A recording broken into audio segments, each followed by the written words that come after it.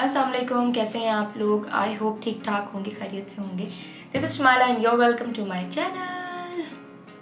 आज मलेशिया में पहला रोज़ा था और भी बहुत सारे ममालिक ने हमारे साथ आज पहला रोज़ा ऑब्ज़र्व किया होगा, जबकि पाकिस्तान में कल पहला रोज़ा होगा इंशाल्लाह। तो सबसे पहले आपको रमज़ान मुबारक, रमज़ान करीम। अल्लाह ताला हमारी इबादतों को कबूल करे और हमें बेहतर मुसलमान और इंसान बनाए, आमीन सुम्मा आमीन। तो सबको यही टेंशन हो रही है कि रमज़ान में क्या खाएं, क्या पकाएं, सहरी में, इफ्तारी में। और जो लोग रेगुलर डाइट मेन्यू फॉलो कर रहे हैं तो उनके लिए तो कोई टेंशन नहीं है माशाल्लाह से। इनफैक्ट मैं फ़ॉलो कर रही हूँ बहुत सारे ब्लॉगर्स को, तो लोगों ने ऑलरेडी इतनी प्रिपरेशंस कर ली हैं। जबकि वो लोग जो किसी भी किस्म के डाइट रेजीम फॉलो कर रहे हैं या फिर कैलोरी डेफिसिट पर हैं, तो उनके लिए बड़ी टेंशन है कि अब वो क्या पकाएं और क्या खाएं। तो आज की वीडियो में मैं आपको जो हमारा रेगुलर डाइट मेन्यू होता है ना रमज़ान का, उसके कुछ ऐसे ऑल्टरनेट बताऊंगी कि आप अपनी डाइट रेजिम में रहते हुए कैलोरी डेफिसिट भी रहेंगे आप, और उन चीज़ों को आप एंजॉय भी कर सकते हैं। बस थोड़े से ऑल्टरनेट्स होंगे जो आपको इनकॉर्पोरेट करने होंगे उन रेसिपीज़ में, और इन इजी और छोटे छोटे चेंजेस से ही आप देखिएगा इंशाल्लाह by the end of this month आपका 3 to 5 kg वेट लूज़ हो जाएगा इंशाल्लाह। पर कुछ चीज़ें ऐसी हैं जो आपने स्ट्रिक्टली फॉलो करनी है, जैसे आपने शुगर बिल्कुल नहीं लेना है, रिफाइंड शुगर आई मीन। और इसके अलावा नमक आपने कम से कम लेना है, चाहे वो चाट मसाला हो, आपने कोशिश करनी है कि कम से कम क्वांटिटी मिले। इसके अलावा आपने ऑयल भी कम से कम लेना है, तो वो मैं आपको बताती हूँ। तो हम सबसे पहले स्टार्ट करते हैं सहरी से। आपने सबसे पहले बहुत इंपॉर्टेंट काम करना है जो कि है ज़ीरो वाटर पीना है। जब सहरी करने वाले होंगे तो उससे तकरीबन 20 to 30 मिनट्स पहले आप वो ज़ीरो वाटर पीना है। अब ज़ीरो वाटर बनाने का तरीका ये है कि आप एक से थोड़ा ज़्यादा कप पानी लीजिए और 1 टीस्पून आपने लेना है ज़ीरा। आपने इन दोनों को अच्छी तरीके से पका लेना है 10 मिनट, और मीडियम हीट पे इसको आपने पकाना है। तो जब वो तकरीबन 1 कप रह जाएगा तो आपने उसको निकाल लेना है और नीम गर्म ही पीना है। अदरवाइज़ इसका एक और ऑप्शन है कि आप ओवरनाइट ज़ीरा वाटर को भिगो दें, यानी 1 कप आपने लिया पानी और 1 टीस्पून आपने लिया ज़ीरा और इसको आपने ओवरनाइट भिगो दिया। ओवरनाइट का मतलब कम से कम 10 से 12 घंटे भीगा हुआ होना चाहिए। तो जब आप सहरी में उठेंगे तो आप चाहे छान लीजिए, नहीं तो आप ज़ीरा को चबा लीजिए। कोशिश करें कि ज़ीरा ज़रूर चबाएं, साबुत आपके अंदर ना जाए। सहरी में हमारे यहाँ सबसे ज़्यादा जो कॉमनली चीज़ें खाई जाती हैं वो सालन होता है। कुछ लोग फ्रेश सालन बनाते हैं, कुछ लोग रात का सालन यूज़ करते हैं, और दूसरी जो हमारी चीज़ होती है वो कबाब होता है, और जो हमारी तीसरी चीज़ होती है वो अंडा होता है। ये 3 चीज़ें मोस्टली लोग खाते हैं जो मैंने ऑब्ज़र्व किया है, और साथ में रोटी या पराठा खाते हैं। तो आपने सालन अगर आपके घर में बना है सहरी के लिए, तो आपने कोशिश करनी है कि ऑयल अगर उसमें एक्सेसिव है तो वो आप साइड पे कर दें, और उसमें से अगर गोश्त है तो 1 पीस आपने गोश्त का ले लेना है और ऑयल हटा के सालन आपने यूज़ कर लेना है। सब्ज़ी में भी आपने यही करना है कि जो एक्सेस ऑयल है वो आपने साइड पे कर देना है, और विदाउट ऑयल वाला जो पोर्शन है वो आप खा सकते हैं। कबाब अगर है तो आपने कोशिश करनी है कि कबाब को कम से कम ऑयल में फ्राई करना है। फ्राई तो इनफैक्ट क्या कहेंगे, आपने उसको बस हल्का सा पैन पे ऑयल डालना है और फिर आपने कबाब्स को जो है वो उलट पुलट कर लेना है, पक जाए बस अच्छे तरीके से। थर्ड आपका जो ऑप्शन है वो एग्स हैं, जो लोग खाते हैं नॉर्मली, तो एग्स तो बेहतरीन हैं, बहुत ज़बरदस्त हैं एग्स भी। और उसके लिए आप ये कर सकते हैं कि आपने फ्राई बिल्कुल भी नहीं करना है अगेन, पर उसको आप ऑमलेट बना सकते हैं। जैसे आप 2 से 3 एग्स खा सकते हैं और उनमें से सिर्फ 1 एग होल एग होगा, यानी कि जर्दी के साथ। अदरवाइज़ जो बाकी एग्स होंगे वो आपके एग वाइट होना चाहिए। और सीजनिंग आप अपनी मर्ज़ी से कर सकते हैं, और साथ में वेजिटेबल्स आप बेशक जितनी मर्ज़ी चाहे डाल दें। वेजिटेबल्स में आप पालक डाल सकते हैं, मटर डाल सकते हैं, टमाटर डाल सकते हैं, प्याज डाल सकते हैं, या आपको और भी वेजिटेबल डालने का दिल चाहे तो आप उसको डाल सकते हैं। आलू आप अवॉइड करें। इस अंडे के बैटर के अंदर आपने सीजनिंग करनी है, वेजिटेबल मिक्स करने हैं, उसको अच्छे तरीके से फेंट लेना है, और फिर एक नॉन स्टिक पैन के ऊपर आपने हल्का सा ऑयल स्प्रे करना है और अपने ऑमलेट को आपने डाल देना है और लिड लगा दें, ढक्कन लगा देंगे, और फिर आप इसको स्टीम पे पकने देंगे। 1 या 1.5 मिनट में आपने उस ऑमलेट को पलट लेना है और फिर आपको दूसरे साइड से इसको कुक होने देना है। इसी तरीके से अगर आप हाफ कुक्ड एग्स भी खाना पसंद करते हैं तो आपने पैन को हल्का सा ग्रीस करना है। उसके बाद आपने डाल देने हैं 2 अंडे तोड़ दीजिए, और उसके बाद आप हल्का सा पानी स्प्रिंकल करेंगे और फिर आपने उसको लिड लगा देनी है। लिड लगाने के बाद वो आपने थोड़ा सा अपनी मर्ज़ी से देखना है कि आपकी जो येलो पार्ट है वो कितना कुक खाता है। उसके बाद आप चाहें तो उसको पलट दें। अगर आपको लगता है कुक्ड हो गया है तो आप वैसे ही खा सकते हैं, मगर आपने जो जर्दी है वो सिर्फ एक खानी है, तो दूसरी वाली जो जर्दी है आपको उसको स्पून से निकाल देना है, क्योंकि कुक्ड होगी तो वो ईजिली निकल जाएगी। अच्छा, अब हम बात करते हैं पराठे के ऑल्टरनेट पे, रोटी या पराठे का ऑल्टरनेट। तो पराठा तो आपने बिल्कुल नहीं खाना है। पराठा आप कोशिश करें कि बिल्कुल अवॉइड करें, और इवन अगर बहुत दिल भी चाहे तो कम से कम ऑयल आपने यूज़ करना है। और जो रोटी है वो आप सेफली खा सकते हैं। एक हथेली, मेरी हथेली तो शायद थोड़ी छोटी है, पर आप इससे थोड़ी सी बड़ी रोटी बना सकते हैं। और वाइट आटा आपने बिल्कुल नहीं खाना है।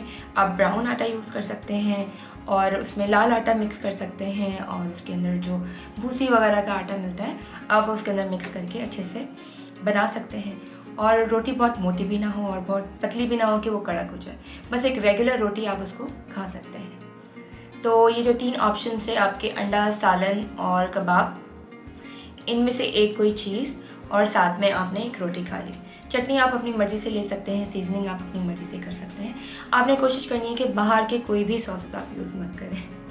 चटनी होममेड बेहतरीन बन जाती है, आप वो बना के खाएं, आपको उतना मज़ा आएगा। रमज़ान में वैसे भी हम सबके घरों में मौजूद होती है।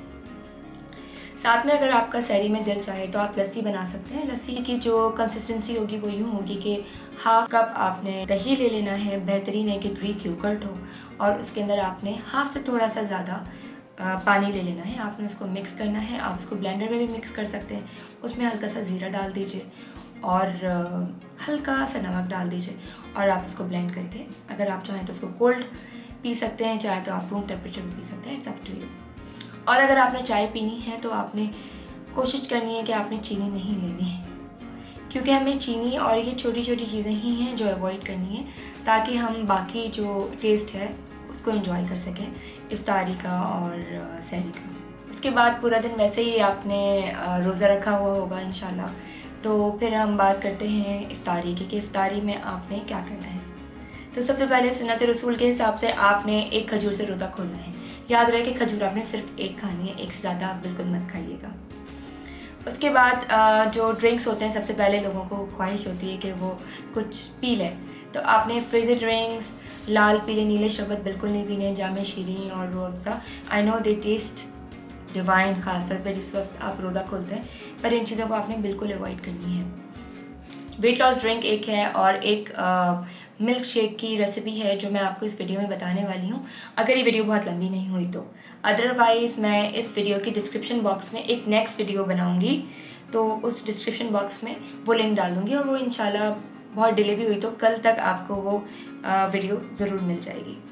तो आपने जो मैं ड्रिंक्स बताऊँगी आपने वो पीनी है, तो वो लेमनेड की ही एक फॉर्म है और एक मिल्क शेक है, उनमें से कोई एक ड्रिंक आप पी सकते हैं। इसके अलावा और भी मेरे पास बहुत सारी ड्रिंक्स की रेसिपीज़ हैं that I have been trying these days, तो वो भी मैं आपसे शेयर करूँगी इन द नेक्स्ट वीडियोज़।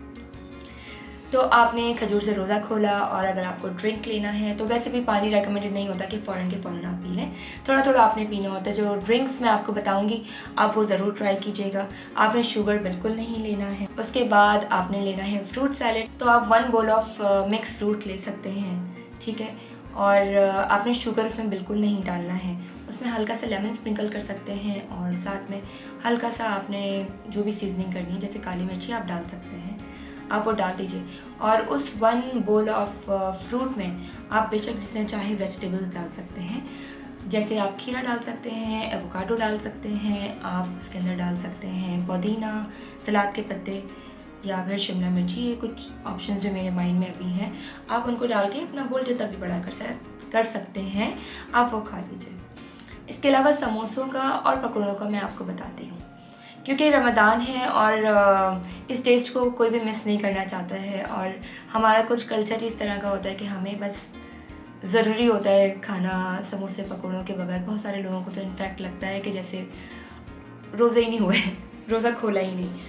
तो उसके लिए आप चाहें तो 2 से 3 पकौड़े आप खा सकते हैं, और डीप फ्राइड भी आप खा सकते हैं 2 से 3 पकौड़े।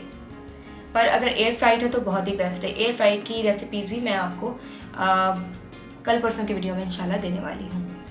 अदरवाइज़ अगर आप एयर फ्राइड नहीं भी खाते तो आप 2 से 3 पकोड़े फुल फ्राइड खा सकते हैं, और 1 से 2 समोसे आप खा सकते हैं, मगर आप कोशिश करें कि क्योंकि पकोड़े जो हैं वो हमारे ऑलरेडी ऑयली हो चुके हैं, तो आप समोसों को बेक कर लीजिए।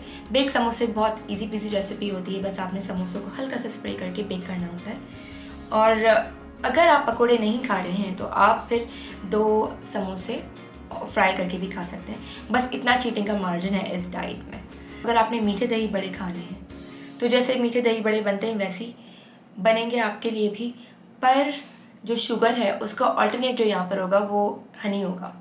अदरवाइज़ आप सेवरी दही बड़े खाएं, यानी कि जो आपकी सीजनिंग होती है उसके बहुत अच्छे अच्छे ऑप्शन होते हैं। कुटी मिर्ची डाली जाती है, उसमें लहसुन डलता है, ज़ीरा डलता है, और बस आपने तड़का नहीं लगाना है। ऑयल आपने एक्सेसिव बिल्कुल यूज़ नहीं करना है, क्योंकि ऑलरेडी जो सहरी है उसमें कुछ ना कुछ ऑयल तो आपके खाने में जाएगा ही।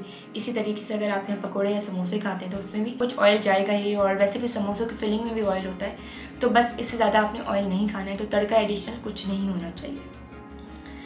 इसके बाद हम जो नॉर्मली खाते हैं छोले हैं, वो तो काले हों या फिर सफ़ेद छोले हों, दे आर परफेक्ट। अगैन उसमें एक्सेसिव ऑयल नहीं होना चाहिए, अदरवाइज़ उसके अंदर वेजिटेबल्स डले होते हैं। सॉसेस आपने बाहर के नहीं डालने, आप उसके अंदर चटनी डाल सकते हैं, और छोले भी बहुत अच्छे हैं, सेट रहेंगे। इसके अलावा हम इफ्तार में खाते हैं ब्रेड कटलेट्स वगैरह, तो अगैन वो फ्राइड नहीं होने चाहिए। और जिस दिन आपका ब्रेड कटलेट खाने का अगर बहुत मूड भी है तो आपने उस दिन पकोड़े नहीं खाने, और अगर आपने समोसे बेक किए हैं तो आप उसके साथ ब्रेड कटलेट का एक छोटा सा पीस खा सकते हैं। तो ये चीज़ें मैं आपको इस तरह से बता रही हूँ कि आपको डिप्राइव्ड फील ना हो और बर्नआउट ना हो जाए कि भाई छोड़ो सब कुछ और बस जो हमारा रेगुलर मेन्यू है उसको फॉलो करना है। वैसे तो उसके बाद कुछ खास गुंजाइश नहीं बचती है हमारे पेट में इतना सारा खाना खाने के बाद। फिर भी अगर आपको ख्वाहिश होती है नमाज़ वगैरह पढ़ने के बाद, कुछ लोग जब तरावी पढ़ कर आते हैं तो उनको भूख लगती है, तो आप एक बोल ऑफ सूप ले सकते हैं। तो आप वो थोड़ा सा पोरेज भी हो सकता है, पोरेज को भी आपने ख्याल रखना है। 200 ग्राम तक आप उसको बना के खा सकते हैं। सेवरी भी हो सकता है या फिर वो थोड़ा सा स्वीट भी हो सकता है। स्वीट इन अ सेंस कि आप उसके अंदर जो है वो प्रून्स डाल सकते हैं या थोड़ा सा हनी आप डाल सकते हैं। हनी को भी आपने ज़्यादा से नहीं खाना है, तो आप वो खा सकते हैं। नहीं तो जो वेजिटेबल या चिकन सूप है या फिर बीफ सूप भी हो सकता है, उसके अंदर आपने कोई भी कॉर्नफ्लावर नहीं डालना है बिल्कुल भी, और बस वो क्लियर सूप होना चाहिए, और आप बस उसको एक बोल जो है वो कंज्यूम कर सकते हैं। इसके बाद आपने पानी पीते रहना है, आपने ख्याल रखना है, और आपने कोशिश करनी है कि जब आप सोने जाएं तो आपकी जो टमी है वो लाइट होनी चाहिए। तो उसका मतलब ये हुआ कि आपको ज़ाहिर रमज़ान में सब लोग जल्दी भी सोते हैं, तो हमारा जो रोज़ा है, फॉर एग्ज़ाम्पल यहाँ मलेशिया में हमारा 7:20 पे रोज़ा खुलता है, तो हम 9 बजे तक फाइनली खाना खा लेते हैं जो कुछ भी हमें खाना होता है, ताकि जब हम सोने वाले होते हैं तो 10, साढ़े 10 या 11 भी, तो 1 से 2 घंटे हो गए होते हैं। बीच में बेस्ट ये है कि आप 15 to 20 मिनट्स वॉक ज़रूर कर लीजिए, या फिर कोई भी वर्कआउट है तो आप वो कर लीजिए, तो वो बेस्ट रहता है। फिर आपने वैसे ही सो जाना है, और फिर नेक्स्ट डे आपने वही जो पैटर्न है वो फॉलो करना है। इन सारे खानों में, चाहे वो इफ्तार हो, सहरी हो या रेगुलर डेज में भी, कुछ ऐसी सीजनिंग्स हैं जो मैं हर वीडियो में मेंशन करती हूँ, जिनको आप कुछ चेंजेस हैं जिनको आप इनकॉर्पोरेट करके अपनी रेगुलर डाइट में आपको इंशाल्लाह बहुत ज़्यादा डिफरेंस फील होगा, हेल्थ वाइज भी, और स्पेसिफिकली अगर आप वेट लॉस की बात करें तब भी। आप जो पिसी मिर्ची होती है, पपरिका होता है, उसकी जगह पर आप कायन पेपर यूज़ कर सकते हैं, और अपने आटे को, जैसे वाइट आपकी जो चीज़ें हैं उनको सबको ब्राउन में शिफ्ट कर लें। जैसे अगर आपने चाय पीनी ही है तो आप कोशिश करें कि शुगर ले ही ना, और अगर आपको लेना ही हो तो आप थोड़ा सा उसमें गुड़ डाल सकते हैं, पर कोशिश करें कि ना लें। तो इसी तरीके से जितनी भी वाइट चीज़ें ना, आपने उनको अवॉइड करना है। जैसे वाइट शुगर हो गया, वैसे तो ब्राउन शुगर भी अवॉइड करना है, but specifically white sugar, white salt, या फिर जो मैदा है वाइट, इन सारी चीज़ों को आपने अवॉइड करना है। ठीक, आई होप आपको मेरी वीडियो पसंद आई हो। ये वीडियो काफ़ी लंबी हो गई है, तो अब मैं इसको एडिट करूँगी और फिर इसको मैं पोस्ट करूँगी। इंशाल्लाह मेरी कोशिश होगी कि आज ही पोस्ट हो जाए, और फिर मैं मज़ीद रेसिपीज़ के साथ रमज़ान के हवाले से स्पेसिफिकली वीडियोज़ बनाऊँगी। And please let me know if you have any questions और anything in your mind. Okay, Allah हाफ़िज़।